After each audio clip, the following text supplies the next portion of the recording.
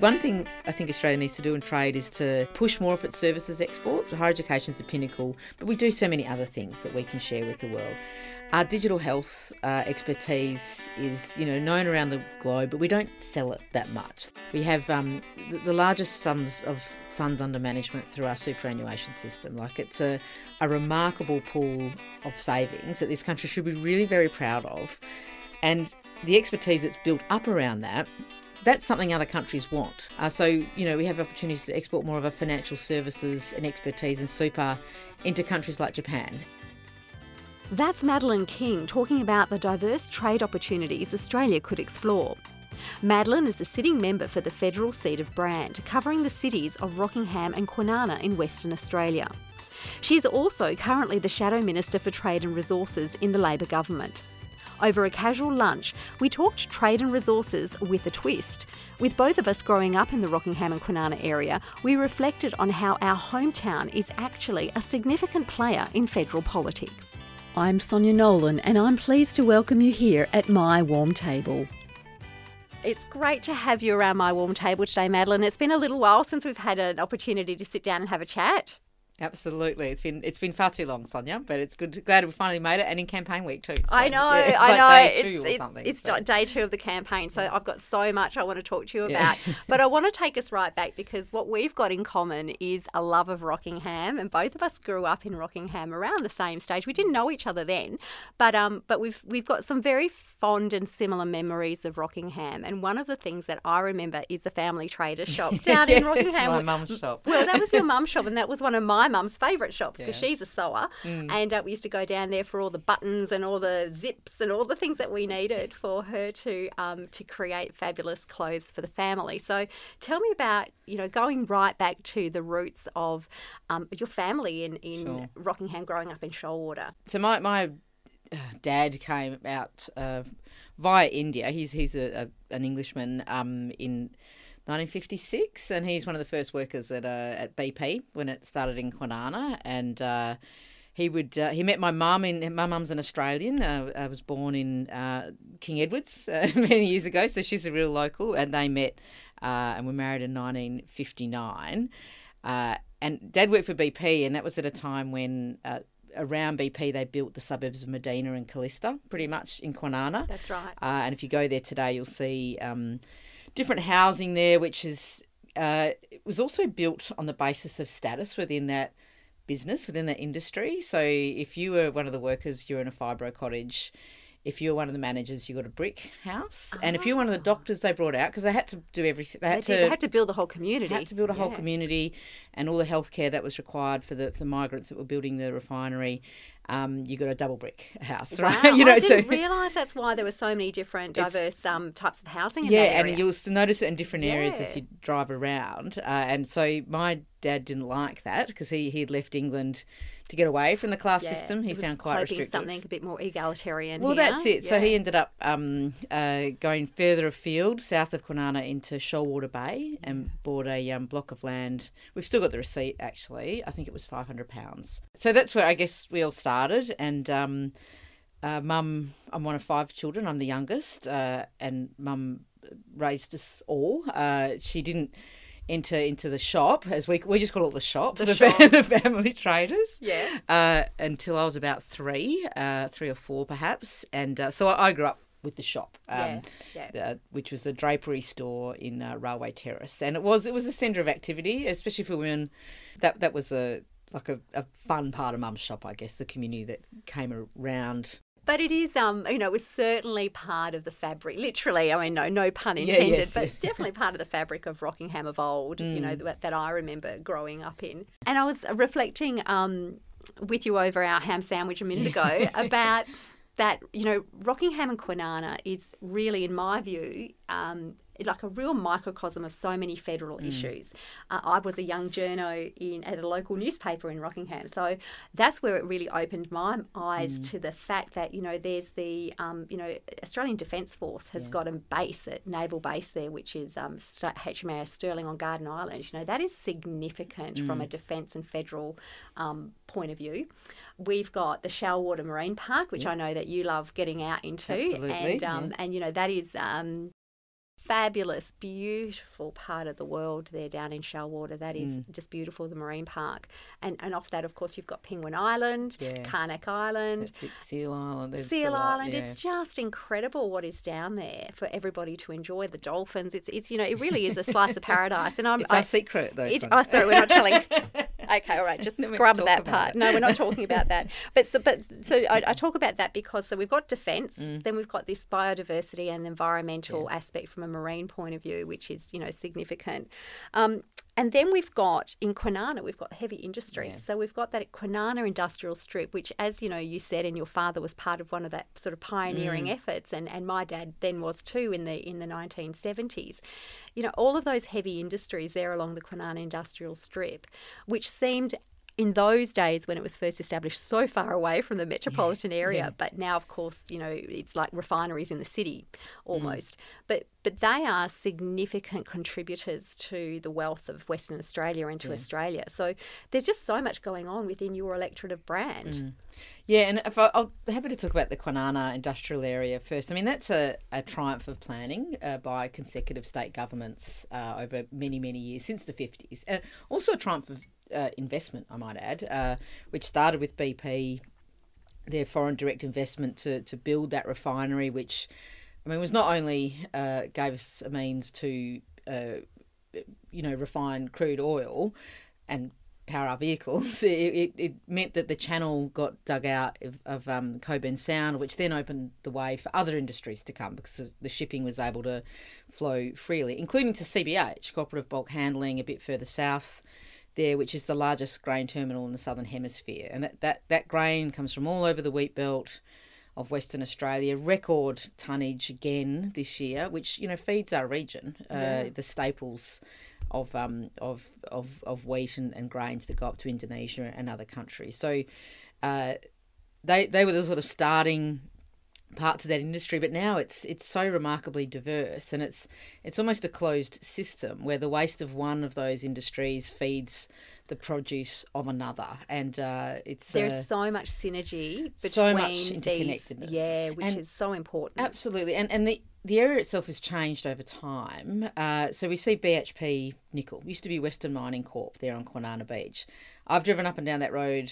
I couldn't tell you how many times. Same as me, bazillion times. Right? Yeah. Going up to UWA. Yeah, I mean, there used to be the Melody Drive-In when I was remember. little. I've been there. I've been to the Melody Drive-In. And yeah, so that nickel refinery was there, and there's always under threat of closure ever since it got sold to BHP. But then, 10 years later, we now know that we need battery storage to store renewable energy and to power electric vehicles that the world increasingly wants, to have our mobile phones that have a lot of these all those critical minerals. Is critical that what they minerals call them? Rare earths? And this is specifically nickel though from Kambalda in near Kalgoorlie there that gets refined, and now this nickel refinery is one of the leading producers of nickel in the world. Like, it's every chance that everyone has a bit of Kwinana in their pocket in their mobile phone because pretty close. It's come from this nickel refinery that's had a brand new life because the world changed and the world needs new things, and we right here in Kwinana produce it, and we should be really proud of it. Yeah, you're absolutely right. And interesting because you've obviously got the understanding of it. One, the fact that your father worked along the Kwinana industrial strip, so you've had that understanding of the jobs and lifestyle and hopes and dreams of a family that it's been able to create for your family. And then you've had the understanding through your position as member for Brand. So, you get a closer behind the scenes sort of look at a lot of those sorts of things. And probably more recently in the last couple of years, you've been Shadow Minister for Resources and Shadow Minister for Trade. So tell us what that looks like from a shadow perspective. Yeah, well, it's really interesting because trade is so important. It has always been important to Australia. Like, the Indigenous Australians were the first traders here. Tell me more about that. They traded sea cucumber, dried sea cucumber in the north of Australia with the Macassan traders out of Indonesian islands. Okay, I did not know that. There's evidence of that kind of trade. So when we think of supply chains these days, the supply chains in those days was the Indonesian or Macassan fishermen, as they were then known, would come to Australia in the northern sort of territory in Kimberley, pay for the sea cucumber with the bartering and so forth, and then they would then supply the sea cucumber into China, which is, you know, and this is like tens of thousands of years ago. It's a long time ago. And then after white settlement, trade was also important. And that started with wool and timber. So Rockingham, you know, Railway Terrace, which the Family Traders was on, it's called Railway Terrace because there was a railway there. There was a railway there. Because it brought all the wood, all the jarrah from Jarrahdale. Yes.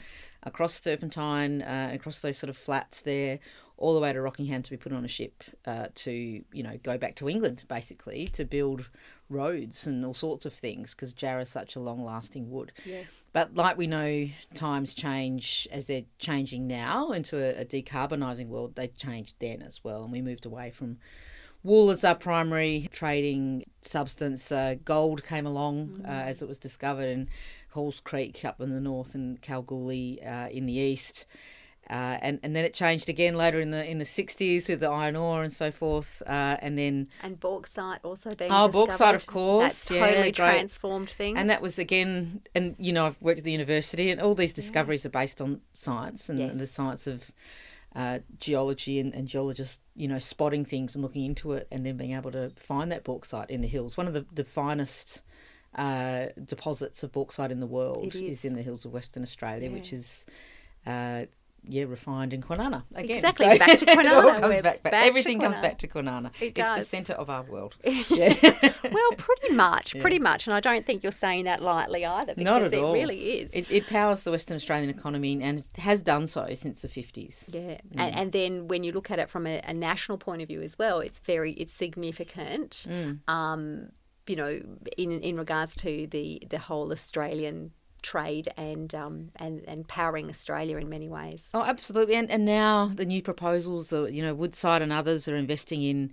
green and blue hydrogen projects in that area because it makes sense to do so. It's where a lot of the need for power is. It's where the space is. And as I said before, that a triumph of planning, that you can have an industrial estate which has the reasonable buffers between, you know, normal suburban settlements and where people live every day, and the heavy industrial area, which, you know, understandably, no one really wants it in their backyard. But the good people of Kwinana and nearby, you know, they know the value of what they have very close to them. But they also know it's important to have that green buffer zone between industry and where you live. Coming back to your role as shadow trade and resources, so what sort of insights have you had in those roles? Like, you know, have you had opportunity to travel to the other parts of Australia where there's trade and resources? You know, what have you seen? Share it with us. Sure. Where did you go on your travel? Yeah. Bring it back to us. We haven't travelled for a couple of years. A lot. We've been caught out with COVID. True. But with trade, I mean, the bulk of Australia's trade comes out of Western Australia. So I've spent a lot of time in the Pilbara with the mines and the ports up there, just, you know, looking at the remarkable operations that we talk about sometimes that Australia just digs it out of the ground. Well, you can say that, but there's much more to it than that. It's complicated to make Australia competitive in trade. We need to have good ideas and smart science to make it economical and profitable and good and safe for workers. So the achievements of the iron ore miners are supreme. Adopted all around the world too. And the gas exports of the northwest are also really important. So new industry, you know, again, built off direct investment, so is iron ore, and it's really important to acknowledge that. And they're good partners. That the Japanese buy our gas, as do the Chinese and the South Koreans, and they've been good partners in building that industry, which means lots of jobs for Karratha and places like Onslow and others, and also Darwin. So it's a very important trade. So I've gone to all those places. Resources takes you to I suppose they're all mixed up, right? So that's right. Resources and trade, but I'll come back to this. But there's more to trade than just resources. But just last week I was in the Hunter Valley and I got to go into a underground coal mine. Okay. In Ashton, so 120 metres below the ground, might be a bit further. So that was pretty intense. And I'd been underground before in a gold mine, about 500 metres down in Kalgoorlie. But this was a bit different just because of the nature of the rock kind of falls around you, like safely, I'm told. Well, thank God. Is there such a thing? Yeah, I know. That's what I said. Don't worry, Madeleine. I said everything's it's just going to fall safely. Yeah. So, you know, those kind of things are pretty unique experiences that are... not everybody gets. So I'm really aware of that and grateful for that. And companies and workers take time out to help me to go see how they work and what they do. So, but that's really important though, because you're in decision-making roles, and in order to make good decisions, you actually need to have that experience and understanding and see it firsthand, so that you can actually visualise things as you're making these decisions or assessing the policies related to them. Yeah, absolutely. And to get insight into the challenges of these workplaces is really important. So. Yeah, and they're mostly men underground in the coal mine. 12 and a quarter hour shifts, so 12 hours spent, 120. I mean, I was there for maybe an hour. I thought, I've had enough now. Yeah, bring me up now. It's really beam me up. Interesting, but I wouldn't want some fresh air now. Yeah, of course. But these people do this, day after day, and reasonable shift changes and everything, and it's all safe, but it's hard work, dirty work, and someone needs to do it, and they do it, and I really respect that, and I'm privileged to be able to see it. Absolutely, and you need a deep resilience to do that every day, get up and do it all over again. So hats off to them, because exactly they're producing things that we all need. Well, that's right, and that the region needs for its energy security. Yeah. So without coal, we don't get steel. So and this is, I mean, it's such a conundrum though, isn't it? Like going into this, sort of decarbonised world, and we're all trying to meet targets that we have to meet, from a climate change point of view. And, we're really living in complex times at the moment. We absolutely are. And nothing can be reduced to the simplistic. So, and you can't say, well, let's shut it down tomorrow, because, well, that then means Victoria has no power. And a lot of people live in Victoria, and a lot of people live in New South Wales also. But, you can come up with plans and alternatives and renewals and battery storage, for which you'll need the nickel. Wind farms, you'll still need the coal and the iron ore to make the turbines. So it is really complex, and it is disingenuous to people just to say it's got to stop overnight. Because, I mean, we may well want to, because we think we'll have a better environment, and we would. I do accept that, but it just can't, because then all human development kind of stops. Yeah. But we can plan for these things. We're living in complex times. We know that we need to reimagine a different future, and we need to do things in a way that is going to be, better for our environment long term, and better our children and grandchildren. We need to think that through. Yeah. But it is trying to balance. It's always, straddling this sort of, okay, we need to do this for now because this is important. Keep the lights on, but we also need to start thinking. So we need that sort of energy in both camps. Absolutely, and I think what we find is that the companies themselves that extract resources and are responsible for the great bulk of emissions, they want to do it too. They are doing it. They are actually doing it. It's just a long game. And we won't achieve it without them. So it is about working together and with the community. And increasingly, they have to do it for many reasons. One, they want to. It's executives aren't immune to the realities of climate change and the danger for their children and their families, but also, financial reasons that, you won't get finance, but also increasingly people want to work for companies that are doing the right thing, and they refuse to work for companies that aren't. So, that's about a recruitment strategy as well. So there's a whole lot in it. So I'm pretty hopeful the world gets to where it needs to get. We just have to be, mindful of how we, keep our, I guess, literally our current lifestyles, for want of a better word, where they are, and understand what powers our world at the moment and what we want to get to in the future. Yeah. Really, really good points there, Madeleine. I want to go back to trade. Sure, sorry. No, this is trade. good. Yeah. No, not at all. But we were going to jump back to trade because, as I'd said to you earlier, it's like, often we just think of trade as iron ore and alumina, and we think of gold and coal, and that's where we sort of stop when we think of trade. We know all those ships go off with all of our stuff, and they get sold into Japan and China and South Republic of Korea and various places, the US, and then that's all we think about. Well, often, but there's so much more to trade. There is so much more to trade. So the other big commodities we trade is in agriculture, whether it be still wool, raw wool, or wheat as well, which WA is a massive contributor to the exports of wheat. Many West Australians won't consume any grain out of WA because we export most of it. So it's just one of these things. So do we import grain that we... I think there is local grain, but not much of it. Not We much do of tend to get grain from the Victorians, I believe. Interesting. I know. It's a supply really chain, and it's how things work, and that's not a bad thing. Like, it's a competitive market.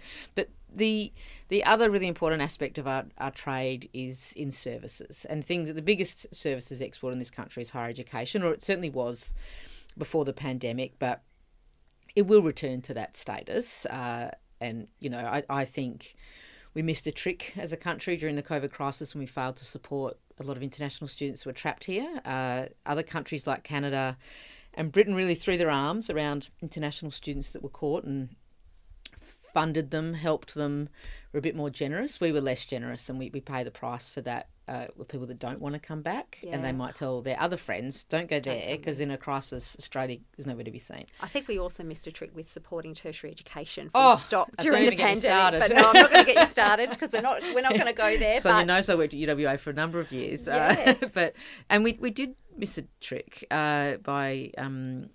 we just disrespected a major... Well, it's actually our third highest export industry, higher education. And that's significant. It really it's the third highest export industry. But it delivers us so much more than an increase to our GDP. When you have students coming from other countries to our country, it creates relationships between countries that cannot be replicated in any other way. Look at the Colombo plan. Absolutely. Well...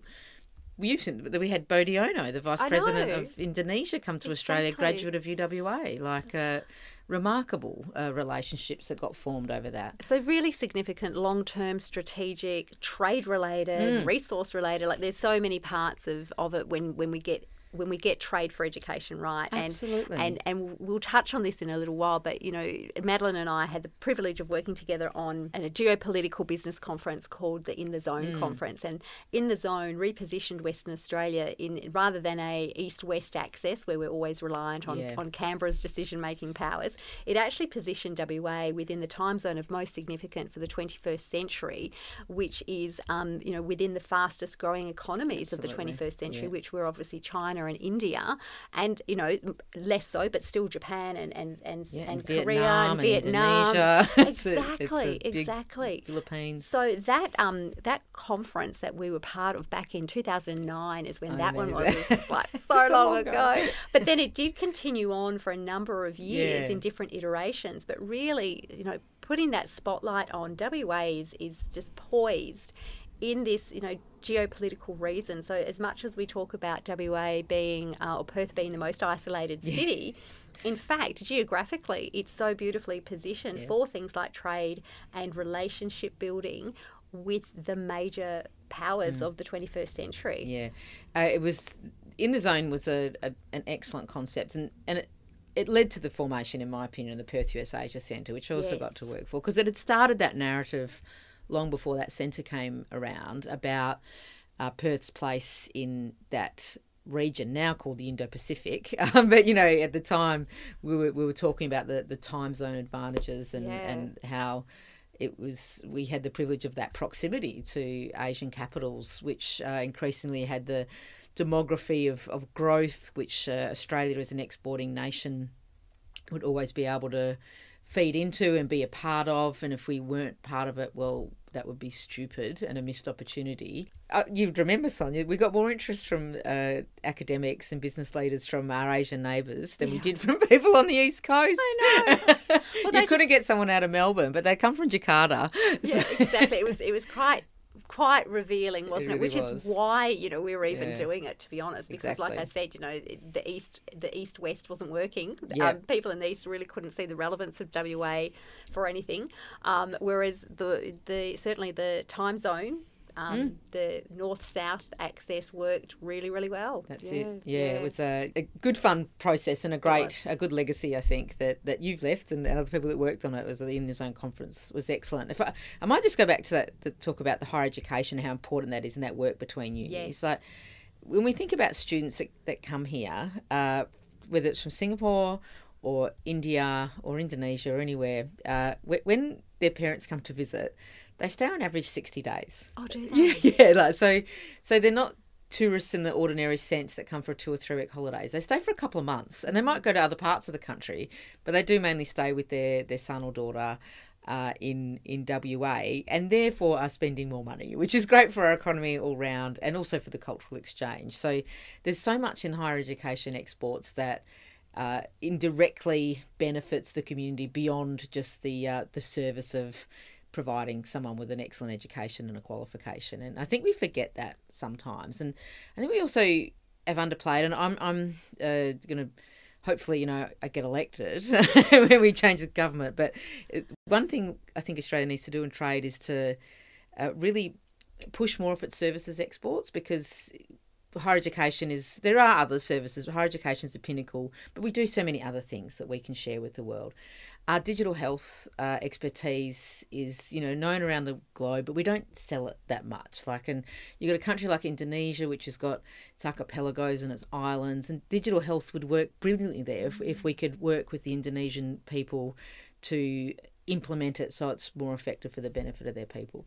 We have the largest sums of funds under management through our superannuation system. It's a remarkable pool of savings that this country should be really very proud of. And the expertise that's built up around that to manage that $1 trillion, that's something other countries want. So the Japanese have expressed interest in, because it's a conservative savings, right? And some countries are naturally conservative savers, and Japan is one of them.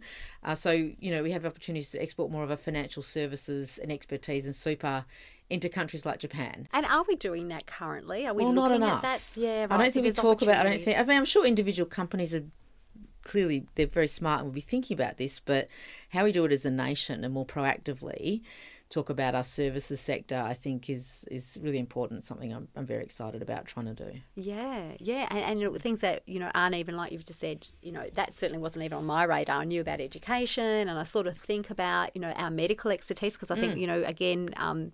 We're doing so many things in many different areas, and like the SKA, the Square Kilometre Array, with all of the information that we're finding out about space. There's so much going on in WA alone that that's just in my periphery, let alone what else is happening across the country, which is, of course, being a federal member, Madeleine, you're going to have to wrap your head around all of that going on. Stuff to get on top of.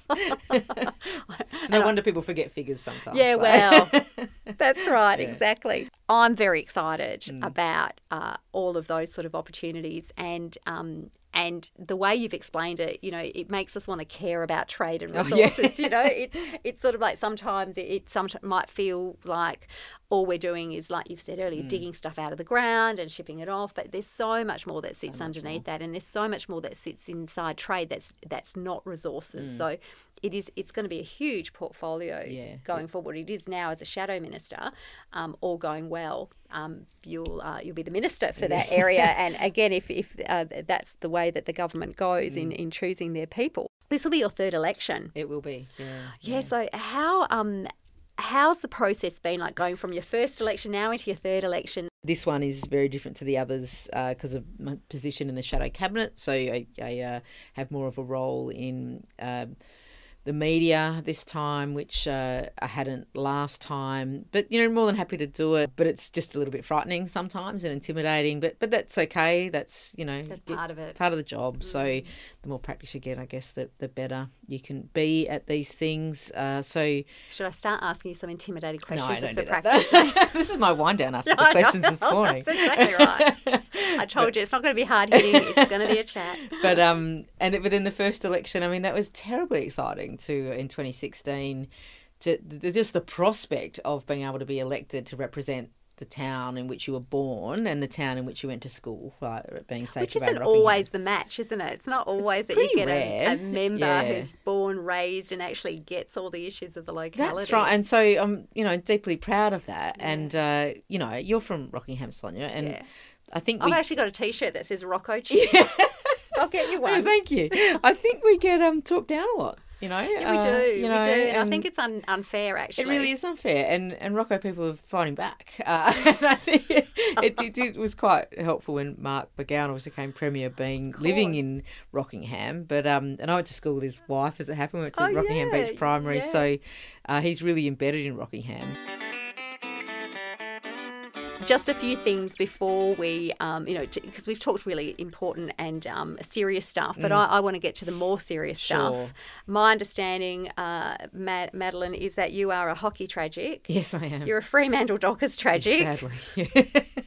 And I think we have to add David Bowie as a massive David Bowie fan as well. So let's just unpick those very quickly. You met your hero, Rick Charlesworth, just the recently. Other day. Yeah. I know. the one of the campaign launches for the election. Do you know his wife was my PE teacher at high school? I did not know that, but I mean, I just remember that photo of Rick Charlesworth up at the hockey stadium of him flying through the air to get a goal with this stick outstretched. So, yeah, a real hero. And he, a champion coach too. So it was funny to see him and so I got a good snap with him. Yeah, I know. I saw that. Fangirl moment. I saw that on your social media. And the Dockers. So, what's your prediction for this year? Well, as I say every year, Sonia, 2022 is our year. This is our year. But that's what every Dockers fan says. It keeps us going. But I am super positive. I always am sad that I'm a member and I got seats, but I don't get to go to all the games. But my friends and neighbours do, so I'm glad they enjoy it. But I just love footy, and I sponsor a local footy team, women's footy team, the Rockingham Rams, or the women's part of the Rockingham Rams. So I'm enormously proud of what they achieve too. I love watching them play. Oh, that's wonderful. And just winding up with David Bowie now. You've got a dog called Ziggy Stardust. I do, and a cat called Bowie. David Bowie calls a cat David Bowie. Yeah, they arrived a year after one another. Yeah, and another dog's called Benny after Benny and the Jets. So I guess I'm caught in that little. And the other cat's called Timbrook Taylor after the Goodie. So I must be caught in a zone when I chose those names. Those names. Oh, look, they're all good fun. And look, I'm going to end with the words of David Bowie. I wish you a fantastic voyage. I hope there are changes and that you can be a hero. Oh, that's very good. Do you like that? Yeah, I do like that, yeah. I can't think quick enough to come up with something else in response. Thank you so much for joining me today, Madeleine. It's been such a pleasure to sit down with you at my warm table and just, have a chat and catch up. No, it's great. Thanks so much, Sonia, and you're doing great things, and I can't wait to hear the series. You've been listening to My Warm Table with Sonia Nolan. In Italian, a tavola calda is a warm and welcoming table where you can share big ideas, friendship, laughter and life. So much happens around the kitchen table, and I wanted to amplify it here in this podcast. My aim is to feed your mind and soul through smart conversations with heart. No topic is off limits, but good table manners rule. I hope you'll join us each week as we set the table for my extraordinary guests who will let you feast on their deep knowledge, life experiences and wise insights. Let's keep the conversation flowing. Please subscribe to the My Warm Table podcast and share it with your friends and networks. Perhaps if they are new to podcasting, take a moment to show them how to download and subscribe so they don't miss an episode either. I'd also love you to join our community on Facebook. You'll find the group at My Warm Table Podcast. Your support is very much appreciated.